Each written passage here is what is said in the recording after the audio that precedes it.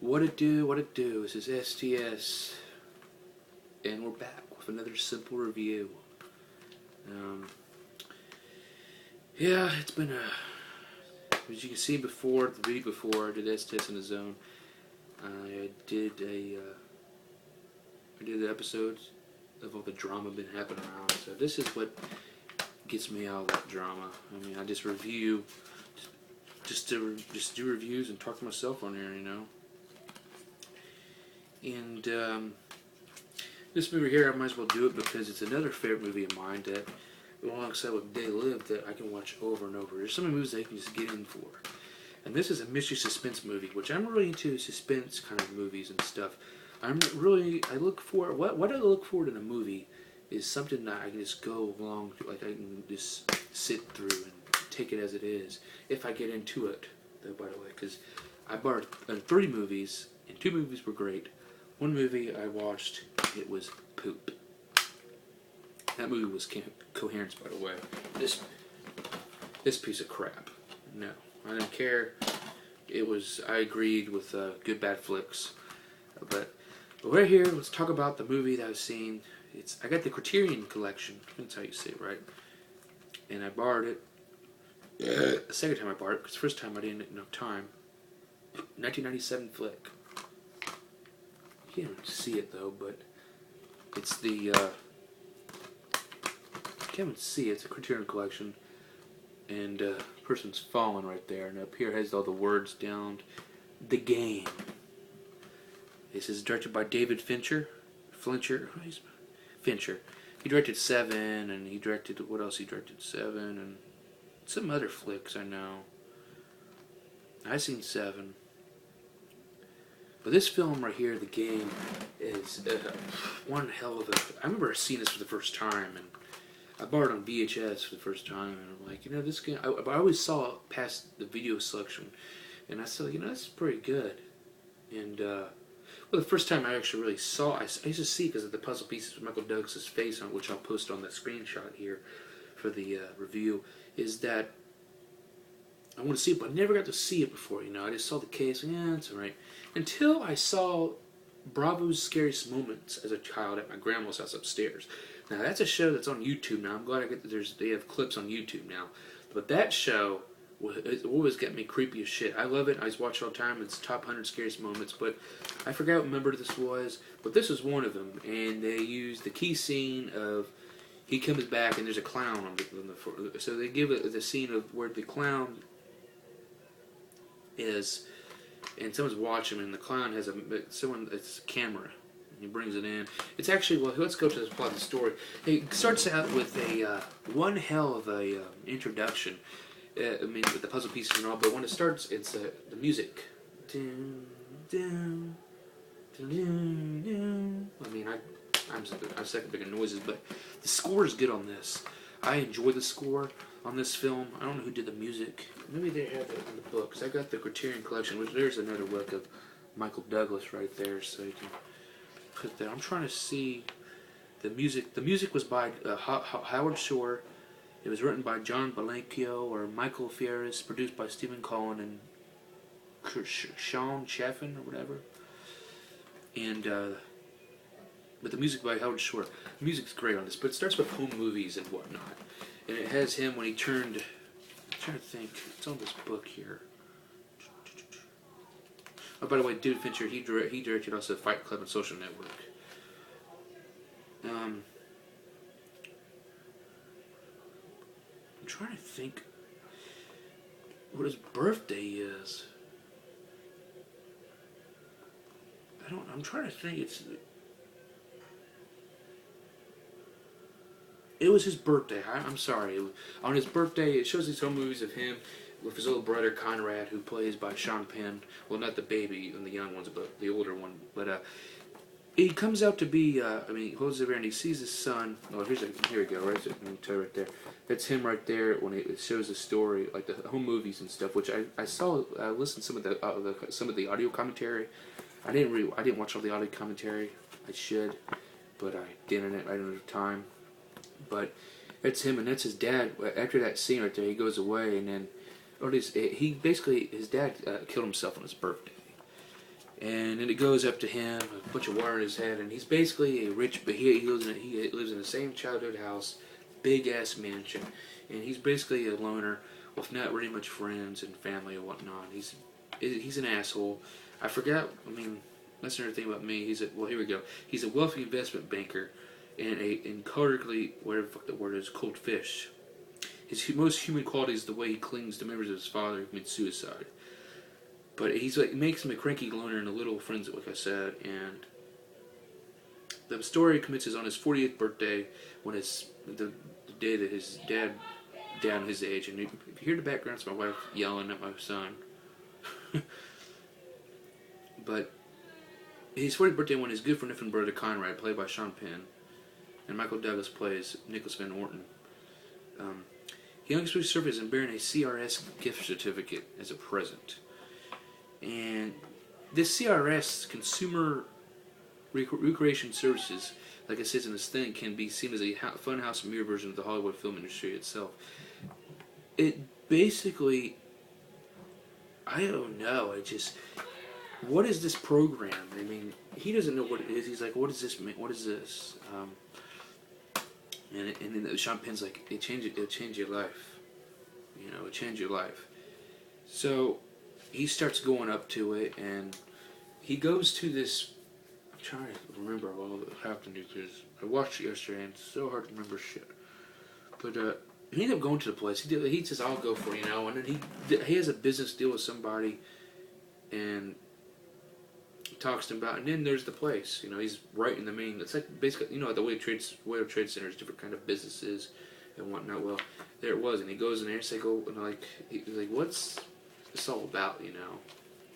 And other than that, he sings Innocent Byers, one of his old one of his business partners or wherever, but he wants to fire him because he's not doing anything right. And he's a very hostile motherfucker, yelling at that Anderson, I think his name is. Yeah. But he just pitches it. He tells it, and he sees that. He's like, "What's this all about?" You know, and it's a game. A game, you know. So he ends up signs all these forms, and he does all these psychological and these mental tests and physicals and whatnot. He has to watch these films, like what's right here, like sex and all this other stuff that's involved here. But he just, it's like, what the really hell's going on? But then nothing really happens, you know. And then, he gets the phone call saying that he got unaccepted to there. And it all starts out like that. Then he goes to see, I'm trying to see if I'm not figuring it all out. I thought it's one, it says he got unaccepted. But then he goes to that scene, like the clown, when he goes back home, and there's a clown right in the same spot his dad passed away. Well, dad suicide. And then he goes he goes in there, and he's like, what the hell is this? And that's the scene that I saw. He gets in there, and then he gets a call and stuff like that, and he has it in there, and then he calls his ex-wife, and then they have a child, I think, maybe, or maybe it wasn't his child. I don't know, but because that's the other thing I didn't really pay attention to. Because his ex-wife has a husband, they have a daughter, which I don't know if that's even his or not, but she's having another kid, and they basically it's one of those exes, you know, hey, you know, how you been, you know, because he's really a loner or whatever. But he goes after the camera, and then the TV station starts. He's watching the news, and then the voices all get hacked up. You know, you're playing this right. And he's like, well, what? The TV was talking to him, you know, like, you know, this is the game. You're gonna have a next key coming up, and whatnot. So he then goes up to, if I can remember, the waitress or the woman, and he goes to get something to eat or whatever, dinner or whatever, and then starting a bad fucking day, and then this waitress comes in, which we find out who is Christine or Claire, you know, at the ending. She gets in a mess, and like waitress, like just purposely just everything falls into the wine and everything. Well, she gets fired supposedly, but he ends up meets her or whatever, and like she's like, hey, I don't know how this works. Like, he need a key from something. So I think I need a key from you or something. She didn't know. But then all of a sudden this guy comes out of this car or something, and he's always like he's having a heart attack or whatever, and he has the key. And once they go to the hospital. But once they get to the hospital, everything just goes out of proportion. Like when they first hit the hospital, the lights go dark, everybody just runs away. But that scene happens, yada yada yada. It's all a bunch of shit. I'm not trying to spoil it all, but I already did some of it though. But then he gets screwed over. I mean, everything just doesn't get his way. It's a personal living hell. Just to make how, look at all the shit you go through, You don't need to do it just to people. It's a really good mystery stuff. And later on, you find out, that he goes in he gets this car ride, but this taxi tries to get away at one point. And he gets, the driver's part of it too, and then he gets left for dead, supposedly. And he gets, from the woman you think, oh, she's with it. She was in it now. He wakes up from Mexico. He drives back. Everything of his money's been hacked away. He's got no money at all. He comes back with a vengeance, which I always remember. He goes to the CRS's place. Well, he actually goes to a building. Well, one part of the building was one point of the movie. He came back. They vandalized it, and you hear Jefferson airplane playing. I think White Rabbit, I believe. I think it was White Rabbit. All vandalized and everything. But later on because I'm sorry, I'm going back and forth, but that's how I can see it. He goes back and then he checked they emptied all of his house. But he didn't check the Bible or To Kill a Mockingbird book. He has a gun there and he took it with him to CRS, and then when he goes in the lunchroom, there's all the people that played the part of the game. Everybody that was in throughout the whole existence of the movie. And they see him, they run away. They know he's rolling in. He has a gun. So everybody else had these dud guns or whatnot. So it's like, okay. But it all comes to point at the very end. He goes at the top. Then he says, I'm going to shoot somebody. I'm tired of this shit. You put my roof for hell and whatnot. And she says, what is that? Is that a real gun? And Christine, she's like, he's got a real gun, and they're trying to saw it off, which I just saw on the internet. Really didn't make no sense, because they saw it off, and then all of a sudden when it opened, everybody came out with champagne bottles. There's no person with saws. How fast that would be, I don't know. Here comes Sean Penn's brother, who's Conrad, comes in with a tuxedo and puts everybody, then Michael Douglas actually shoots his brother. And then they said that he's dead, and they said that, why don't you tell him we're going to go to jail because of this. And Michael Douglas' character, Matt Nicholas, is all, when I done, I killed my brother, And then he just looks at the roof, they're on top of the roof, and then he just he jumps from suicide. And then it's just like, what? His all flashpoints of his dad and everything, he just couldn't take it anymore. But realize he goes for the glass, and then there's a safety harness, with the inflatable stuff. He falls down and goes through the ground, and then everybody's looking, his ex-wife and everybody's up there. And he got up, and then they said, thanks, oh, you're okay, it's breakable glass. And he gets up, and then here comes Conrad with the fake blood capsule or whatever, or anything. Like it was all part of it or something, And it was all game. They were all in on it. And it basically makes a point of I basically did it just to make him be a better person. And I thought it was pretty damn good. I'm not very much a good review on this. I just told you the points that I liked about it. I enjoyed this film, and I got to see in a good quality film, the Criterion Collection on Blu-ray.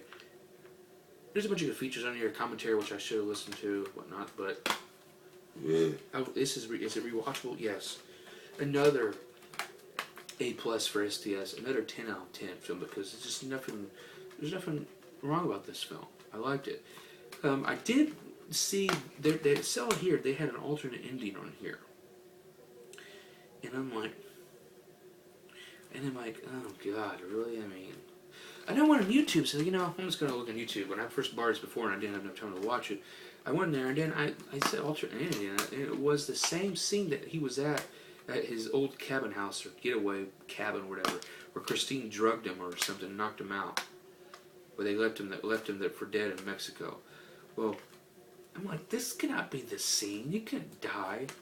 Oh yeah, at the very end, he ends up, hugs everybody and his wife and ex-wife, whatever, and then he said, "Where's that Christina at?" And he talked to Connor, which Connor shows this bill because all that was lots of money. Well, he ends up going, and so was that Christina. She says, "Oh, she's about to go to the airport." So he was outside, and there she was. And so he want to go to something to eat. So I'm about to leave, but hey, would you want to have a coffee at the airport? And that's how it ends. So we get the picture, like, they everything went right. He maybe fucked her before she left, or they had a good coffee. Maybe he went with her. We don't know. But I saw the I saw the information on YouTube, and I said, this is not right, because this is what happened in the middle of the movie. But then I was like, I checked it out. I went on the back, and that's the only thing I saw in the feature was alternate ending. And basically, it was just a simple ending. I thought he was going to get killed for real or not. No, he just comes out when he sees her, but she's not there. He sits up there, and then someone says, "You need a cab?" And he's like, "Nah, I don't need one."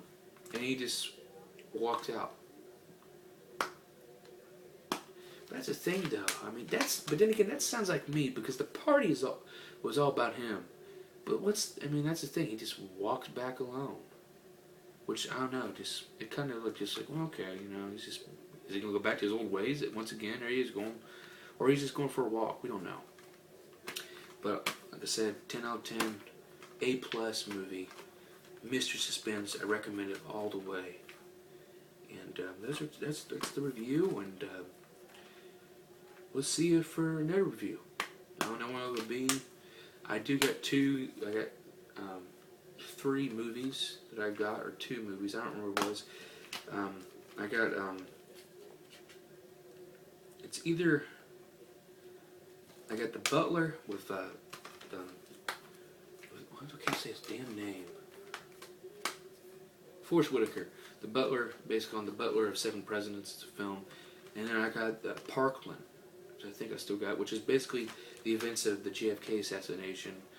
Also, I think I also got Broomsticks and Doorknobs and Broomsticks, or Broomsticks and Doorknobs. I've never seen it. I only saw little clips of it. So one of those movies I'll do the next review on. I don't know which one's going to be, but I will do that after I go to my grandma's. I probably will make, the next review I make will probably be at a different location. So, but I'm already going 17 minutes of nonsense of reviewing, so I'll talk to you later. Ka-ching.